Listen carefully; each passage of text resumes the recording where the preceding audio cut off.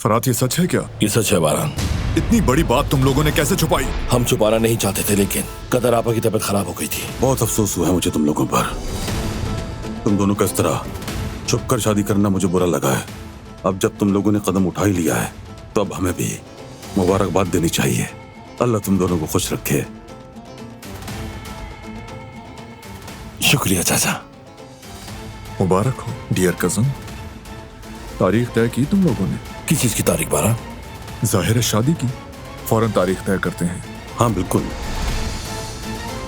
क्या गुफ्तगू होने वाली है आज रात? एक खुशी की खबर है। आज रात के खाने में फरात और गुल की शादी की तारीख तय की जाएगी।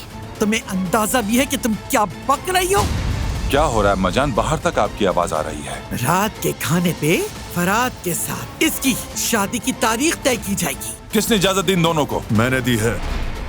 और जिसे भी मसला है वो खाने पर ना आए, ना आज ना ही किसी और दिन। चाहे जमीन आसमान में क्यों ना हो जाए, याद रखो जब तक मैं जिंदा हूँ मैं इसकी कभी इजाजत नहीं दूंगी। तुम कभी इस घर की बहू नहीं बनोगी।